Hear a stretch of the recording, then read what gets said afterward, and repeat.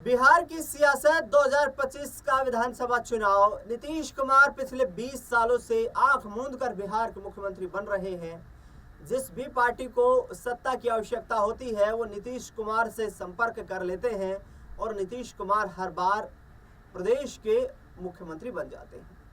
साल 2000 से लेकर 2025 के आने तक बिहार में 11 बार मुख्यमंत्रियों का शपथ ग्रहण समारोह हुआ है।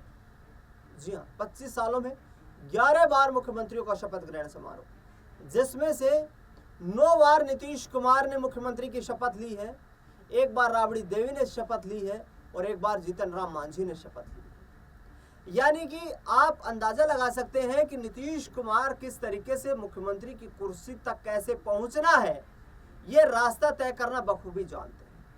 लेकिन 2025 के राजनीतिक समीकरण कुछ अलग हैं, राजनीतिक परिस्थितियां कुछ अलग हैं, उनके सहयोगी दल कुछ अलग भूमिका में है, उनके विपक्षी दल कुछ अलग अंदाज में नजर आ रहे हैं, उनकी पार्टी की परिस्थितियां कुछ अलग हैं और ये तमाम चीजें नीतीश कुमार के लिए बिहार के विधानसभा चुनाव में बड़ी चुनौती बन सकती है। दरअसल सिलसिलेवार तरीके से चर्चा करें तो नीतीश कुमार को बीजेपी ने कहीं ना कहीं ये संकेत दे दिया है कि नीतीश कुमार 2025 में एनडीए की सरकार यदि बनी तो मुख्यमंत्री नहीं बनेंगे।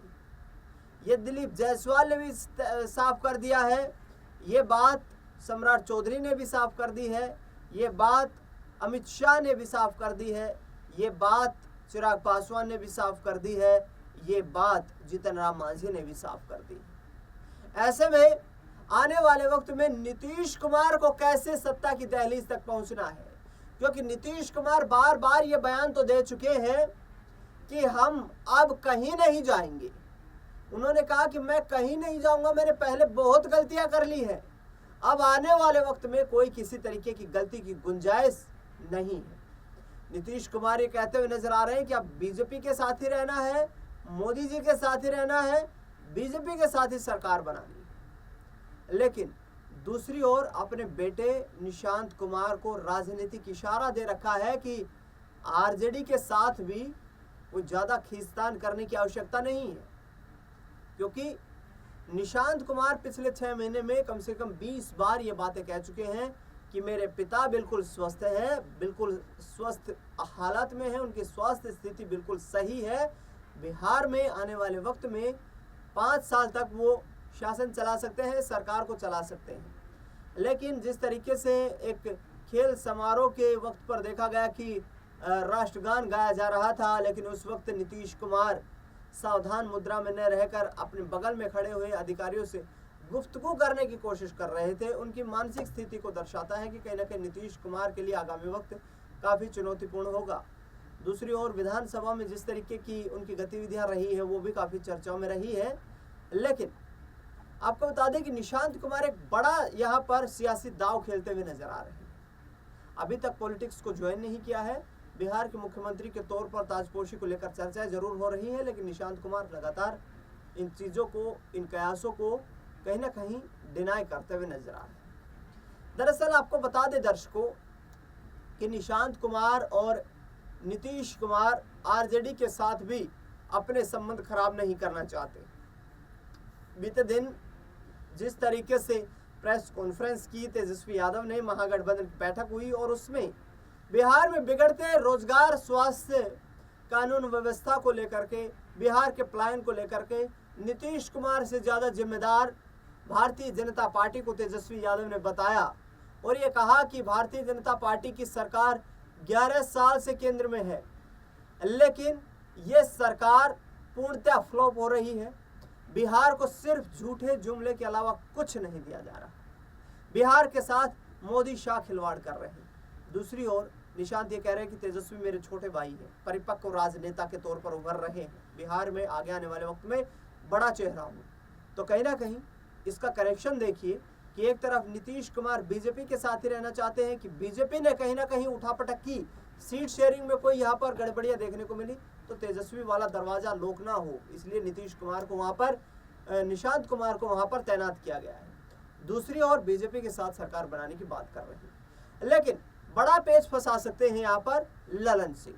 ललन सिंह बिहार की राजनीति में काफी सक्रिय है। इस बार एनडीए गठबंधन में देखा जाए तो जेडीयू में 6 और बीजेपी में मिलाकर के 6 राजपूत सांसद हैं। जेडीयू और बीजेपी दोनों में मिलाकर 6 राजपूत सांसद हैं, जो कहीं ना कहीं कम से कम 50 सीटों पर पकड़ रखते हैं। ललन सिंह दिल्ली में बैठकर मोदी शाह के करीब बैठकर क्या कोई इसी तरीके की पटकथा लिख रहे हैं? ललन सिंह के आगे आने वाले वक्त में बिहार में कोई बड़ा सियासी खेल करने की कोशिशें कर रहे हैं? क्या वाकई ललन सिंह बिहार की राजनीतिक परिस्थितियों को बदलने की कोशिश कर रहे हैं?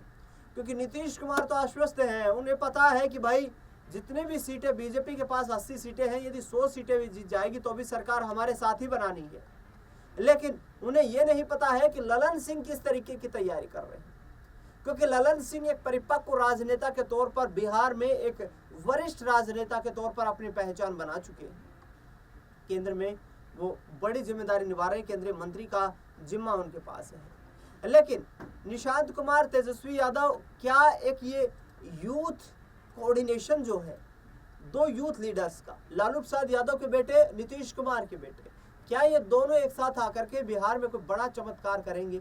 ये देखना बेहद दिलचस्प रहेगा, क्योंकि दरवाजे अभी खुले रखे हैं और इन खुले दरवाजों से एक बात तो स्पष्ट होती है कि आने वाला वक्त नीतीश कुमार कहीं ना कहीं ये भाग चुके हैं कि बीजेपी के पास यदि थंपिंग मेजोरिटी नहीं हुई, यानी कि 125 सीटों से यदि 110 से 115 सीटों से कम रही बीजेपी, तो उन्हें नीतीश कुमार की आवश्यकता पड़ेगी। और नीतीश कुमार जाहिर तौर पर जानते हैं कि मुख्यमंत्री की कुर्सी पर दावा ठोकेंगे। हालांकि तेजस्वी यादव बार बार ये बयान दे रहे हैं कि नीतीश कुमार की पार्टी को हाईजैक कर लिया गया है। नीतीश कुमार की पार्टी अब आने वाले वक्त में टूट सकती है, क्योंकि वक्फ संशोधन बिल जो केंद्र की सरकार लेकर के आई है, उस वक्फ संशोधन के विरोध में भी यहाँ पर मुस्लिम समुदाय, मुस्लिम संगठन नीतीश कुमार के खिलाफ है। पार्टी के कई मुस्लिम पदाधिकारी उनका साथ छोड़ चुके हैं, जो आने वाले वक्त में बीजेपी के लिए कहीं ना कहीं बड़ा चुनौतीपूर्ण एक टास्क हो सकता है। लोकसभा चुनाव में भी देखने को मिला कि सिर्फ 3 से 4% मुस्लिम वोट बैंक एनडीए के घटक दलों को, यानी कि चिराग पासवान और नीतीश कुमार को मिला, बल्कि इसके बदले देखा जाए तो इंडिया गठबंधन को अच्छा खासा मुस्लिम वोट बैंक में यहाँ पर सेंधमारी करने का मौका मिला। कांग्रेस पार्टी और आरजेडी एक बार फिर से MY कॉम्बिनेशन, जो 31% वोट है, 17% वहाँ पर मुस्लिम वोट बैंक है और इसके साथ साथ 14% यादव वोट बैंक है। तो ये 17% वोट जो है मुस्लिम वोट बैंक, ये कहीं ना कहीं इसकी नज़र जो है इस वोट बैंक पर नज़र तेजस्वी यादव की है। कांग्रेस पार्टी बखूबी साथ देने का संकल्प ले रही है। पिछले दिनों कार्यकारिणी की बैठक में ये ऐलान कर दिया गया है कि एनडीए गठबंधन को हराने के लिए हम एकजुट होकर के साथ लड़ेंगे और एक साथ बिहार में आने वाले वक्त में मजबूत सरकार बनाने का काम करेंगे। तेजस्वी यादव तेज रफ्तार तेजस्वी सरकार की बात कर रहे हैं। देखना दिलचस्प होगा कि 2025 में फंसे इस सियासी समीकरण में क्या लालू परिवार का एक बार फिर से बिहार में भाग्योदय हो पाएगा। फिलहाल इस खास कार्यक्रम में इतना ही। आपकी राय प्रतिक्रिया क्या है वो हमें कमेंट बॉक्स में बताएं। फिलहाल